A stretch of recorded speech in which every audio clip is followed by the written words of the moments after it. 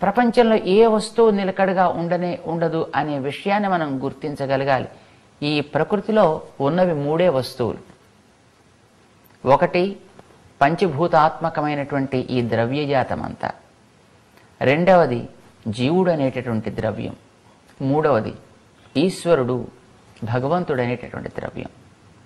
అయితే ఇందులో స్వరూపం కానీ స్వభావం కానీ ఎన్నడూ మార్పు చెందక నిరంతరము ఆనందావహమై ఆనంద రూపమై ఉండేటటువంటిది భగవత్ స్వరూపం.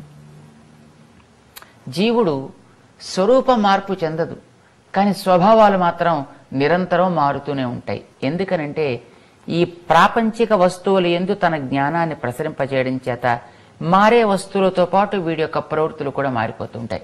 ఆకృతి మాత్రం మారదు జీవుడికి. అణుస్వరూపంలో నిరంతరము అట్లానే ఉంటాడు. కానీ ప్రకృతి స్వరూపము మార్పు చెందుతూ ఉంటుంది, స్వభావాలు మార్పు చెందుతూ ఉంటాయి. కనుక ఈవేళ చల్లగా ఉన్నది రేపు మరొక రూపంలో మారచ్చు. ఈవేళ తీపితో ఉండేది రేపు మరొక ఆ రుచితోటి మారచ్చు. ఈవేళ ఒక ఆకృతిలో కనిపించింది రేపు మరొక ఆకృతిలో కనిపించవచ్చు. కనుక స్వరూపాలు స్వభావాలు ఈ ప్రకృతికి నిరంతరం మారుతూనే ఉంటాయి. ఇది సహజం. మారకపోతే ప్రకృతి దోషం. జ్ఞానం స్వభావం మారకపోతే అది జీవుడికి, మారితే భగవంతుడికి దోషం. భగవంతుడికి స్వరూప స్వభావాలు ఎప్పుడు నిత్యం, జీవుడికి స్వరూపమే నిత్యం, స్వభావం కాదు. ప్రకృతికి స్వరూపము నిత్యము కాదు, స్వభావము నిత్యము కాదు, ఎప్పుడు మార్పు చెందుతుంది. వస్తువులు నశించవు, ద్రవ్యం ఉంటుంది, కానీ ద్రవ్యం యొక్క ఆకృతులు మారుతూ ఉంటాయి. బంగారం ఒకనాడు ఆభరణాలుగా మారుతుంది, ఒకనాడు బిస్కెట్లుగా మారుతుంది, మరొకనాడు మరొక రకమైన ఆభరణంగా, ఒకసారి చేతికి పెట్టే ఆభరణంగా, ఒకసారి భుజానికి ధరించే, ఒకసారి కంఠంలో, ఒకసారి శిరస్సులో, ఒకసారి ముక్కుకు పెట్టే, చెవికి పెట్టే, ఇట్లా ఒకటే బంగారం అనేక ఆకృతుల్లోకి మారినప్పుడు పేరు మారుతుంది, స్థానం మారుతుంది. దానివల్ల కలిగేటటువంటి ప్రయోజనం మారినట్టుగా ఈ జీవుడికి తానుండేటటువంటి స్థానాన్ని బట్టి స్వభావాలు మార్పు చెందుతుంటాయి. బంగారపు ద్రవ్యం మారనట్టుగా, ద్రవ్యం విలువ మారనట్టుగా జీవుడి యొక్క విలువలో మాత్రం తేడా ఉండదు స్వరూపంలో. ప్రకృతికి అట్లాగ కాదు, మార్పు ఎప్పుడూ చెందుతూనే ఉంటుంది. అందుచేత మారే ప్రకృతి యందు నువ్వు భావాన్ని పెంచుకున్నప్పుడు, ప్రేమను పెంచుకున్నప్పుడు, ఈ ప్రేమ నిరంతరం నీకు ఒక రూపంగా ఉండక అది నిరంతరం ప్రవాహశీలమై ఉంటూనే ఉంటుంది. నిత్యమైన నిలకడయైన ఆనందం కావాలి అంటే నిత్యము మారని వస్తువేదో దాన్ని మనం ప్రేమించడం అలవాటు చేసుకోవాలి. అలాంటిది ఒకటే ఒక వస్తువు, అది భగవత్తత్వం. కనుక భగవత్తత్వం మీద మనం ప్రేమ పెంచుకోగలిగినాడు. ఆ భగవతత్వం ఎప్పుడు మారక నిత్యమై ఉండేది కనుక దాని యందు కలిగినటువంటి ప్రేమ వల్ల ఏర్పడే ఆనందం కూడా మనకి నిత్యమై ఉంటుంది. ఇది చెప్పాలి మనకి. కానీ మనకి లోకంలో ఇది నేను ఆర్జించా, దీన్ని ఎలా వదులుతా, ఇది నేను ఆర్జించా, ప్రతివాడికి ఇదంతా నేనే సంపాదించుకున్నాననేటటువంటి అహంభావం. కానీ చివరికి ఏది తనతో పట్టుకు వెళ్ళగలుగుతాడు పాపం? ఎన్నెన్నో ఆర్జించి కోట్లకి కోట్లకి కోట్లకి పడగలెత్తినటువంటి మహనీయులు పాపం ఒక్కటి తమతో పట్టుకు వెళ్ళినటువంటి వాళ్ళు ఎవ్వరూ లేరు కదా. అన్నీ వదులుకు పెట్టుకుని చివరికి వారు శరీరాన్ని కూడా తీసుకువెళ్ళడానికి అవకాశం లేకుండా పోయిన వాళ్లే కదా. ఒంటి మీద బట్టల సంగతి దేవుడు ఎరుగు, అసలు శరీరాన్ని కూడా తీసుకువెళ్ళడానికి లేదు కదా.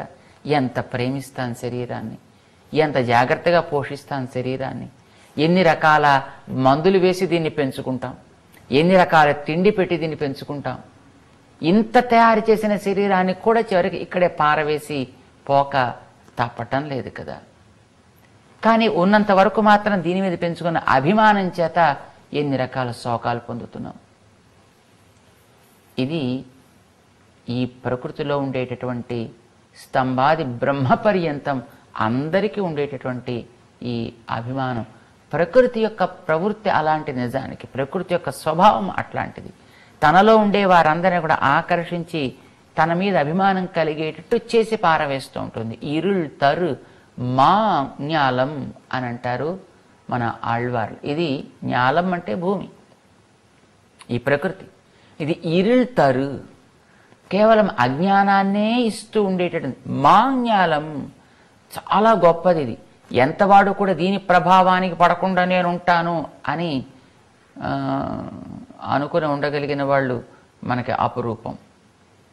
రాముడంతటి వాడే అట్లా ప్రకృతి ప్రభావం దాటలేకపోయాడే అంటుంది మన సీతమ్మ. ఈ ప్రకృతిలో పడ్డవాడు తప్పు చేయకుండా ఉండగలిగిన వాడు ఎవడాయా? నా కశ్చిన్నాపరాధ్యతి అంది సీతమ్మ హనుమంతుడిని ప్రశ్న వేసింది. అదేమిటి అమ్మా, నేను మంచివాడినే కదా అన్నాడు పాపం హనుమంతుడు. మంచివాడివి నువ్వు కదా, చూసి రావయ్యా అంటే నువ్వు చేసిన పని ఏమిటి అడిగింది అమ్మ. ఏమంటాడు పాపం, అమ్మా నువ్వు తప్పు చేసావా? ఎవరు తను తప్పు చేశారు నంగే? అందరూ తప్పు చేసేవాళ్లే, నేను తప్ప అనే కదా అనుకుంటారు. నువ్వు తప్పు చేసావా తల్లి? అయ్యయ్యో హనుమ, నేను తప్పు చేయకపోవడం ఏమిటయ్యా, కొద్దో గొప్ప నేను చేశాను అంది సీతమ్మ. కించిత్ మహాదస్తి నా సంశయ మమైవ దుష్కృతం అంది సీతమ్మ. ఏం చేసావమ్మా అని అడిగాడు. అడవికి ఎందుకు, హాయిగా రాజ్యంలో సుఖపడవమ్మా అని రాముడంటే, నువ్వు నీ భార్యని జాగ్రత్త పెట్టుకోవడం చేత కానీ ఏమయ్యా మగవేషం వేసుకొచ్చిన ఆడదానివా? స్త్రియం పురుష విగ్రహం రామ జామాతరం ప్రాప్య అంటూ మా నాన్నగారు సిగ్గుపడతారు ఇట్లాంటి వాళ్ళని తలుచుకుని అని రాముని నేరుగా తనే దూషించి తన నాన్నగారి మీదకి తోసివేసింది. ఇట్లా చేశాను, అయితే అది చిన్న తప్పు, దానికి పెద్ద స్వామి పట్టించుకోలేదు, పోన్లే ఇది సహజం కదా స్త్రీలకి అని అనేశాడు. కానీ అడవిలోకి వచ్చిన తర్వాత లక్ష్మణస్వామిని అన్నగారికి ఆపద కలిగినట్టుంది, ఆ లేడీ వెంట వెళ్ళాడు, చూడు లక్ష్మణ సీత అని పిలుస్తున్నాడు, వెళ్ళవయ్యా అని నేనంటే, అమ్మా రాముడికి అట్లాంటి ఆపద జరగనే జరగదు అని ఎంత వాదించినా అనరాని మాటలన్నీ అని లక్ష్మణస్వామిని దూషించానే. రాముని దూషిస్తే ఏం ఉపద్రవం జరగలే, కానీ లక్ష్మణస్వామిని మాట అన్న వెంటనే రావణ చెర పడాల్సి వచ్చింది. భగవంతుడిని అంటే కోపం రాలేదు, కానీ భగవద్భక్తుడిని అంటే మాత్రం వెంటనే తత్ఫలితాన్ని నేను అనుభవించవలసి వచ్చిందయ్యా. అది మహద్ దుష్కృతం. రాముణ్ణి అనడం చిన్న దుష్కృతం, లక్ష్మణ్ణి దూషించడం మహత్ దుష్కృతం. మమైవ కించిత్ మహదస్తి న సంశయ ఒప్పేసుకుంది సీతమ్మ. సర్లే, మా రాముడి మీద మత్సవాలనివ్వను కదా నేను, మా రాముడు కూడా తప్పు చేశాడా, నువ్వు అందరినీ అనేసావు అన్నాడు హనుమ. అంటే అయ్యో ఆయన గురించే చెప్పాలంటే అసలు ఇంత కొంప ముంచింది ఆయనే కదయా. పాపం ఆడకూతురు శూర్పణఖ వస్తే, ఇగో నాకు పక్కన భార్య ఉంది, చూడు మా వాడు ఒంటరిగా ఉన్నాడని అటెందుకు పంపించడం, పరాచకాలు ఎందుకు ఆడడం, కోపం ఎందుకు ఆవిడ తెప్పించడం, అనవసరంగా లేనిపోని ఉద్రేకం కలిగించి ఆవిడ ముక్కు చెవులు కోసి ఇంత ప్రాణం మీద తెచ్చుకోవడం వల్ల కదా నేను వచ్చి లంకలో పడాల్సి వచ్చింది. ఆయన తప్పు చేయలే, అసలు ఆయనదే తప్పంతా అన్నట్టు సీతమ్మ చెప్పింది. ఈ భూమి యొక్క లక్షణం అది.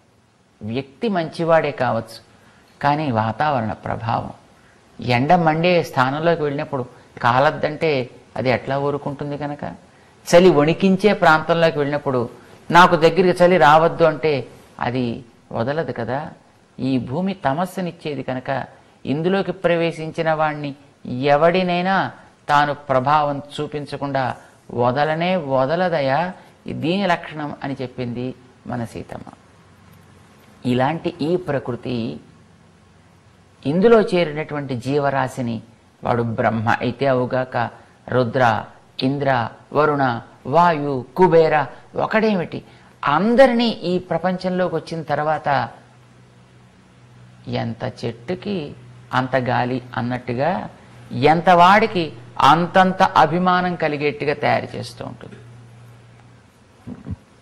చెయ్యాల్సిందల్లా ఇది తానార్జించుకున్నది కాదు, ఇది వాడు అనుగ్రహించినటువంటి బాధ్యత అని గుర్తించి ఆయన దగ్గర శరణాగతి చేయడం అనేటటువంటిదే మానవుడు నేర్పవలసినటువంటిది. మన ఆండాళ్ తల్లి అది చెబుతోంది మనకి. అయితే ఇది ఎప్పుడు ఏర్పడుతుంది? భగవంతుని చేరి భగవత్ చరణాగతి ఆచార్య పురస్సరంగా అమ్మ అనుగ్రహంతో మనం చేయగలిగిన నాడు మనకి ఏర్పడుతుంది. మన వాళ్ళంతా అమ్మని ముందు పెట్టుకుని ఈవేళ స్వామి సన్నిధానానికి చేరిపోయారు. ఇక ఇప్పుడు స్వామి దగ్గర తమ యొక్క అభిమాన రాహిత్యాన్ని మన వాళ్ళు ప్రకటిస్తున్నారన్నమాట. నీలో ఉండేటటువంటి గుణాలను భగవంతుడి ముందర ఒప్పుకోవాలి. మన శ్రీ వైష్ణవ సంప్రదాయంలో ఇదొక గొప్ప గుణం, నైత్యానుసంధానము అని అంటూ ఉంటారు మన వాళ్ళు.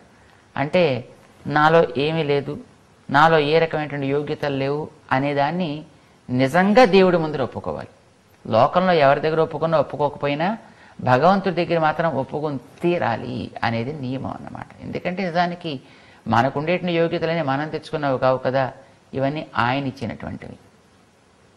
మరి ఆయన ఇచ్చిన దాన్ని నేను తెచ్చుకున్నానని గర్విస్తే మనం తెచ్చుకున్నది ఏమైనా ఉందా ఈ ప్రపంచంలోకి?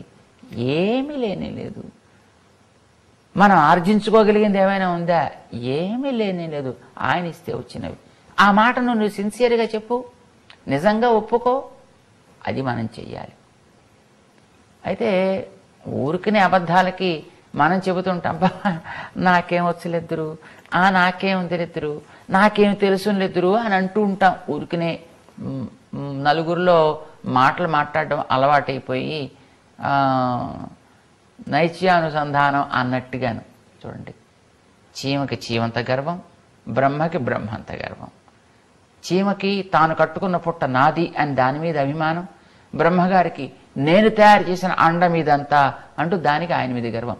నిజానికి చీమ ఎవరో ఇచ్చిన దాంట్లో వచ్చి అక్కడ ఉన్నదే, బ్రహ్మ భగవంతుడు ఇచ్చిన దాంట్లో వచ్చి ఆయన అక్కడ ఉన్నవాడే. కానీ అభిమానం నిజానికి ఈ ప్రపంచంలో బంధకమైనటువంటిది అదే. ఇది వదిలితే ఇక మనకి భగవంతుడికి దివ్య సాక్షాత్కారం కలగడంలో ఏం సందేహం లేదు. ఇది వదిలించడానికే భగవంతుడు ఎన్నో అవతారాలు ఎత్తి 1కి 2 సార్లు కాదు, కొన్ని 100ల సార్లు మనని ఎట్లాగైనా తరింపచేయాలని ప్రయత్నం చేస్తాడు. ఎక్కడైనా ఒక ఊరిలో ఒక దొంగ ఉన్నాడని తెలిస్తే ఆ దొంగని పట్టుకోవటానికి ఆ చుట్టుపక్కల ఊళ్ళన్నీ ఆక్రమించి ఆ ఊరంతా చుట్టుముట్టి ఉన్నాడని చెప్పినటువంటి ఇంటి దగ్గరికి అందరిని జాగ్రత్తగా తీసుకొచ్చి అప్పుడు ఆ ఇంట్లో ఉండేటువంటి వ్యక్తిని పట్టుకునే పోలీసు వారిలాగా, పట్టుకోవలసిన పోలీసు వారిలాగా భగవంతుడు కూడా ఈ ప్రకృతిలో పడి కొట్టుమిట్టాడుతుండేటటువంటి ఈ జీవుల్ని అందరినీ ఉద్ధరించడం కోసం అని తాను 1, 2, 3 కాదు, అనేక రూపాల్లో మనం ఉండేటటువంటి ఈ చుట్టూ అంతా ఆక్రమించి అర్చామూర్తిగా, ప్రకృతిగా, సజ్జనులుగా, రకరకాలుగా, ఆచార్యులుగా, మంత్రముగా ఏదో రకంగా మనని పట్టుకుని బాగు చేద్దాం. కానీ అన్నిటి తప్పించుకుపోగలిగే అంటే తెలివైన వాళ్ళం మనం. అన్ని వైపుల నుంచి ఆక్రమించిన ఎట్నుంచో సర్రమని జారుకుపోయేటటువంటి పాదరసంలాగా మనం భగవంతుడికి చేతులకి చిక్కితే కదా, అలా చిక్కకే కొన్ని కోట్ల సంవత్సరాలు ఇప్పుడు గడిచాయి ఈ ప్రకృతిలో మనం ప్రవేశించి. నిజానికి ప్రకృతిలో మనం ప్రవేశించిన మొదటి నాడేది అంటే ఎన్నని చెప్పగలం మనం? 100ల, 1000ల, లక్షల, కోట్ల, లేక అంతకంటే ఇంకా ఎక్కువ ఏమైనా సంఖ్యలు ఉంటే అదేదో కర్వము మహాకర్వము అంటూ రామాయణం మనకి వివరిస్తుంది. ఏదో 1కి పక్కన 63 సున్నాలు పెడితే, ఏదో 64 సున్నాలు పెడితే ఎంతో, బహుశా అంతంత సంఖ్యలకి ఏదో కర్వమనో మహాకర్వమనో పేరు పెట్టగలిగారు, ఓఘమనో మహౌఘమనో. కానీ మనం అన్ని జన్మల నుంచైనా ఈ ప్రకృతిలో ఉన్నది. అమ్మో, ఎన్ని జన్మలు మనం ఈ ప్రకృతిలో ఎత్తామో లెక్క లేనే లేదు. సృష్టి ఆరంభం ఏనాడు జరిగిందో ఆనాటి నుంచి ఈ ప్రకృతిలో మనం వస్తూనే ఉన్నాం, వెడుతూనే ఉన్నాం, వస్తూనే ఉన్నాం, వెడుతూనే ఉన్నాం. భగవంతుడు ఎన్ని ప్రయత్నాలు చేసినా వాటన్నిటిని తప్పించుకు మహా తెలివితోటి మనం తిరుగుతూనే ఉన్నాం. తిరుగుతూ మన బుద్ధిమంతులం అని పొంగిపోతున్నాం. ఎంత దురదృష్టం! అడుక్కునేవాడి మీద దయ కలిగిన దేవుడు బంగారు కాసుల వాన కురిపిద్దాం అని కురిపిస్తే పాపం వాడి కళ్ళు మూసుకుని గొడుగు వేసు తిరుగుదాం అని కోరిక కలిగి ఆయన పాపం 30 సెకండ్ల సేపు వాన బంగారం కురిపిస్తే బోలెడని బంగారు కాసులు వస్తాయి, వీడి బతుకు, వీడి తరం అంతా తరించిపోతుంది అనుకుంటూ ఇద్దామని ఆయన సంకల్పించి ఇవ్వడం ఆరంభించగానే పాపం మనవాడు చక్కటి గొడుగుని ఎత్తేసి పట్టుకుని కళ్ళు మూసుకుని ఇక్కడి నుంచి ఒక నిమిషం సేపు నడిచే ప్రయత్నం నేను చేస్తాను అనుకుంటూ నడిచినట్టుగా మనం కూడా ఎన్ని ఉపకారాలు భగవంతుడు చేస్తున్నా వాటన్నిటిని కూడా తృణప్రాయం చేసి వాటన్నిటినీ బూడిదలో పోసిన పన్నీటి వాటం చేసి మనం మళ్ళీ ఇక్కడ పుడుతూనే ఉన్నాం. ఈ శరీరంలో మనం ఇప్పుడు ఉన్నాము అనంటే ఇంతకుముందు కొన్ని కోట్ల శరీరాలు సృష్టి నుంచి వచ్చినవన్నీ మనకు ఉన్నాయి అనేది నిశ్చయం. దీని తర్వాత మరొకటి రాకుండా చేసుకోగలిగే శక్తి మనకుంది తప్ప గతంలోవి లేకుండా చేసుకునేటువంటి అవకాశం అయితే లేనే లేదు కదా. అయిపోయాయి అవన్నీ. ఏం చేస్తూ ఇంతకాలం తిరుగుతున్నాం మనం? అభిమానాలు పెంచుకుంటూ తిరుగుతాం. ఎంతెంత అభిమానం మనకి. ఈ నేల నాది, ఈ నేల కోసం ఎన్ని దెబ్బరాట్లు. ఎంతెంత గొప్ప గొప్పవాడైనా లోకా సమస్తా సుఖినో భవంతు, పక్కింటివాడు తప్ప. ఎందుకు పక్కింటివాడు తప్ప అంటే వాడికి వీడికి కాస్త ల్యాండ్ గ్రాబింగ్ గడబిడ. వాడి నేలను ఒక అరడుగు వీడు పాపం గోడ కట్టేశాడు దాటేసి, వాడు అడిగాడు, అడిగినందుకు వాడి మీద కోపం. అంచేత వీడు లోకా సమస్తా సుఖినో భవంతు, వాడు మాత్రం కాకూడదు. తను అడిగాడు కదా, చేసిన తప్పుని అడిగాడు కదా. అందుకే ఇలాంటి బ్రతుకులు. నిజానికి 2 రోజుల తర్వాత వీడుంటాడా? 2 రోజులకు ముందర వీడిదా ఇల్లు. ఎవడో అనుభవించిన ఇంటిని ఈవేళ వీడు వచ్చి చేరాడు. 4 రోజులు దాటితే వీడు ఉండడు. పాపం వీడిని తీసుకెళ్ళి అక్కడెక్కడో ఏదో చోట్ల, కొద్ది వీడిల్లే కదా, వీడింట్లో దహనం చేద్దామని అనిపించదు చూడండి. ఎవడికి ఇండ్లలో అట్టే పెట్టుకొని కూడా అట్టే పెట్టుకోరు. పోనీ ఇండ్లలోనే వీడు ఎక్కడో పాతి పెట్టేయచ్చు కదా, అది కూడా చేరు. పోనీ కనీసం బూడిదని అక్కడ కలపండి అంటే అమ్మ పొరపాటున కూడా అది కలపనే కలపరు. దాన్ని ఎక్కడో ఊరు బయట దహనం చేసి దాన్ని తీసుకెళ్ళి మళ్ళీ ఆ బూడిదలోంచి వాడు బయటకు వస్తాడేమో అని భయమా అన్నట్టుగా తీసుకువెళ్ళి ఎక్కడో కాశీలో, ఎక్కడో గంగలో, ఎక్కడో ప్రయాగలో తీసుకెళ్ళి అక్కడికి వెళ్ళి వస్తారు తప్ప తమ పక్కన కలుపుకోరే. ఏమి ఆశ్చర్యం. అలాంటి నేల మీద విడిపించుకునేటటువంటి దురభిమానం ఎంతటిది ఉంటుందా? ఏదైనా ఉంటుంది అట్లా ఆర్జించుకున్నది. మనలో తనని అందిద్దామనే తపనతోటి కావలసిన జ్ఞానాన్ని పెంచడానికి భగవంతుడు ఈ అభిమానం తగ్గించుకోవాలి. అభిమానం అనేది కొండల్లాంటిది. భగవంతుడు దయ అనేది నీటి వంటిది. భగవంతుడి దయ క్రమంగా మన మీదకి ప్రవహించి వస్తూ ఉంటుంది. కానీ మనలో అహంకారం అభిమానం పెరిగిపోతే నీరు పైకట్ల ఎక్కును, నీరు పల్ల మెరుగు. క్రమంగా భగవంతుడు దయ అనేటువంటి ఆ నీరంతా పెరిగిన అహంకారపు పర్వతాలు ఇటు ప్రక్క నుంచి అటు ప్రక్క నుంచి ఎక్కడికో మరో చోటికి పాకిపోతుంది తప్ప వీడికి అందదు. ఈ అభిమానాన్ని వీడు అంతరింప చేసుకోవాలి. వీడి చేసుకునేదే ఉంది కనుక అంతరించే ఉపకారం కూడా భగవంతుడే వీడికి చేసి పెడతాడు. మనం దానికి వ్యతిరేకించకుండా ఉంటే అదే గొప్ప. అద్వేషము అంటారు మన వాళ్ళు. నువ్వు ద్వేషించకుండా ఉండు. భగవంతుడు తనంతట తాను అంగీకరిస్తానంటే వద్దు పో అనకుండా నువ్వు ఉండు. మేమెందుకంటామండి? ఎందుకంటామంటే జ్ఞానం అనేది ఒకటి ఈ భగవంతుడు ఈ శరీరానికి ఇచ్చాడు గనక వచ్చేదాన్ని మనం మోకాలు అడ్డగలం. అదేమిటండి మేము ఎప్పుడైనా దేవుడు వచ్చిస్తానంటే మేము వద్దంటామా ఏమిటి అని అనిపిస్తుంది మనకి. అంటే నోటితో అనక్కర్లే, కానీ మనం చూపేయండి. నేను సంపాదించుకున్నా, నా కోసం సంపాదించుకున్నా, నా వల్ల వచ్చింది ఇదంతా అన్నామంటే అయిపోయి. ఏదైనా నీ వల్ల రాలే, ఇదంతా నీ కోసం రాలే, ఇదంతా నీది కాదు. కానీ మనం ఈ 3 మనం పెంచేసుకుంటామే.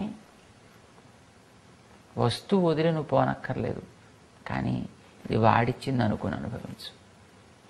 వాడి వల్ల నువ్వు చేయగలిగావని గుర్తించు. నీ లోపల ఉండి అనుభవించేవాడు వాడని తెలుసుకో. ఇది మనం చేయాల్సిన పని. ఈ అభిమానాన్ని మనం వదలాల్సింది. భగవత్ చరణాగతి మనం చేయాలి. అదే మన ఆండాళ్ళ తల్లి ఈవాల్టి పాటలో చక్కగా చేస్తుంది. 22వ పాటలో అలాగా తమలో ఉండేటువంటి అభిమానాన్ని అంతటిని కూడా పూర్తిగా వదిలివేసి స్వామి యొక్క శ్రీచరణ సన్నిధానానికి చేరామని పాదాల క్రిందే నిరంతరం తాము పడి ఉంటాము అనేటటువంటి తమ యొక్క పూర్తి అర్పణ భావాన్ని తెలుపుతూ, ఇది తెలిపిన వాడికి భగవంతుడి యొక్క దయ కలగడం అనేది ఆలస్యం కాదు కనుక భగవంతుడి యొక్క నేత్ర అంచెలవలని క్రమక్రమముగా తాము తట్టుకునేటట్టుగా తెరవమని, అది చూడటానికే తాము వచ్చాము అని మన వాళ్ళు ప్రార్థన చేస్తారు. 22వ పాసురాన్ని ముందుగా మనం ఒకసారి అనుసంధానం చేద్దాం. ఆండాళ్ తిరువడిగళే శరణం అంకణ్ மாஞாலத்தரசர் அபிமான பங்கமாய் வந்து நின் பள்ளிக்கட்டில் கீழே செங்கமிருப்பார் போல் வந்து தலை பெய்தோம் கிங்கிணி வாய் செய்த தாமரை பூ போலே செங்கண் சிரிச்சிறிதே எம்மேல் விழியாவோ திங்களும் ஆதித்யனும் எழுந்தாற்போல் அங்கண் இரண்டும் கொண்டு எங்கள் மேல் நோக்குதியேல் எங்கள் மேல் சாபம் இழுந்து ఏలోరెంబావాయ్. ఇది ఈనాడు అమ్మ విన్నవించినటువంటి ద్రావిడ పాసురం. భాష తమిళం, కానీ చాలా గొప్ప అందం. మనకి భాష ఏదైతేనేమి కనుక భావంలో ఉండేటువంటి సౌందర్యం మనకది ఉపాదేయం, అది ఉపాసించ తగినటువంటిది. దాన్ని మనం తెలుసుకునే ప్రయత్నం చేద్దాం. అయితే దానికి మన భాషే కదా ఆధారం. అంచేత ఆ భాష కలిగినటువంటి దాన్ని కూడా మనం స్వీకరిస్తాం. ఈవేళ మన వాళ్ళంతా అమ్మని ముందు పెట్టుకుని స్వామి దగ్గరికి వచ్చారు. ఎలా స్వామిని ప్రార్థించాలి అనేది ఈసారి వీళ్ళకి అమ్మ నేర్పుతోంది కనుక ఇక మాటల్లో ఎప్పుడు కూడా పొరపాట్లు దొరలవు. అసలు సహజంగానే ఆ ఆండాళ్ళ తల్లికి పొరపాట్లు రానే రావు. ఆవిడ చెప్పిందే కదా మనకి శాస్త్రం అయింది. అయినప్పటికీ ఈవేళ అమ్మ కూడా వీళ్ళతో పాటు చేరి ఉంది కనుక ఇక ప్రశ్నే లేదు. నిన్న మన వాళ్ళంతా 3 వస్తువులు కావాలి అని కోరారు. ఆ కోరిన తర్వాత స్వామి సన్నిధికి చేరారు. నీ దగ్గరికి వచ్చి మేము నీ పాద సన్నిధికి చేరాము అని అన్నారు. అంటే తమలో ఉండేటటువంటి అభిమానం తొలగింది అని చెప్పారు. ఈవేళ ఇతర గతి ఇక మాకు లేదయ్యా, అనన్య గతికలమై మేమొచ్చి నీ పద సన్నిధానానికి మేము అంకితము సుమా అనేదాన్ని మన వాళ్ళు వివరిస్తారు.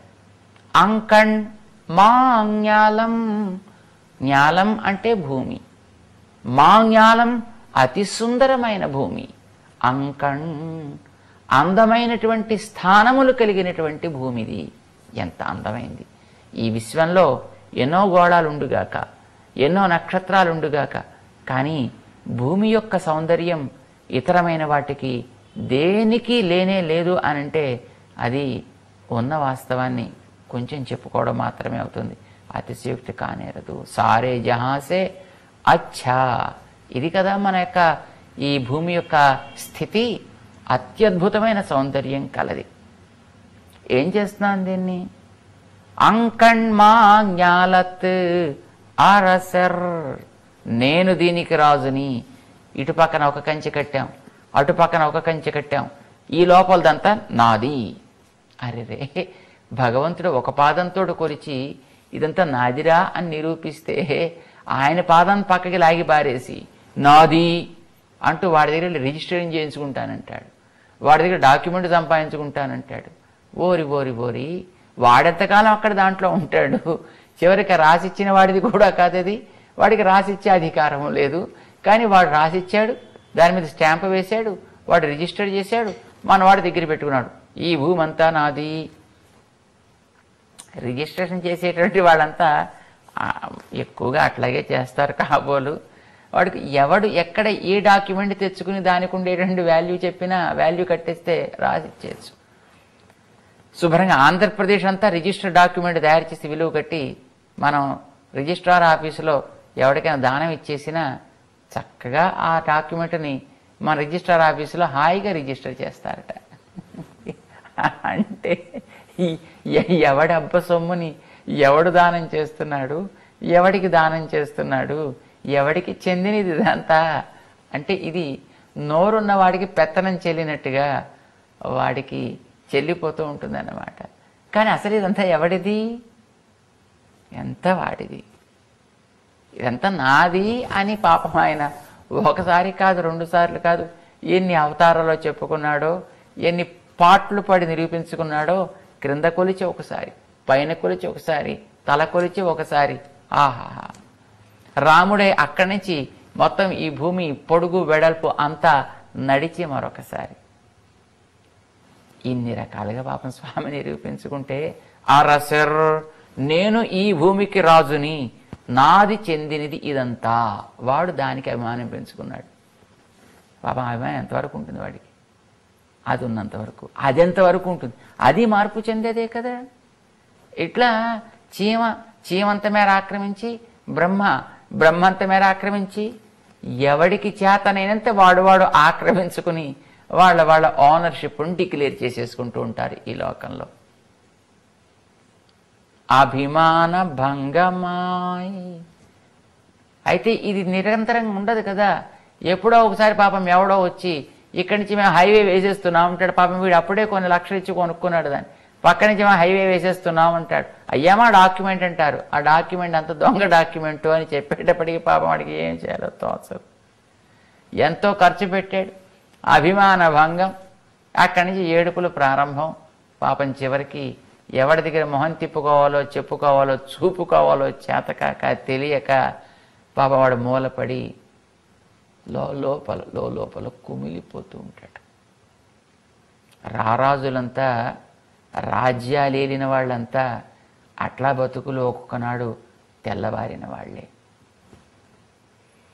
ఈ దేశమంతా నాది, నా ఆజ్ఞకి తిరుగులేదు అన్న మహనీయులు కూడా పాపం దిక్కులేక ఏ ముక్కోటినాడో ప్రాణాలు వదిలిపెట్టుకున్న వాళ్ళే. అయితే అప్పటికి కూడా తనదంతా పోయినా తాను మాత్రం పోదు. చూడండి తమాషా. నాది అనుకున్నది ఒకనాటికి పోయినా నేను మాత్రం పోదండి. నేను ఫలానా వాడిని, రాజుని, ఫలానా రాజుగారిని. వాడు అడుక్కు తినేవాడినా వాడు రాజు గారే.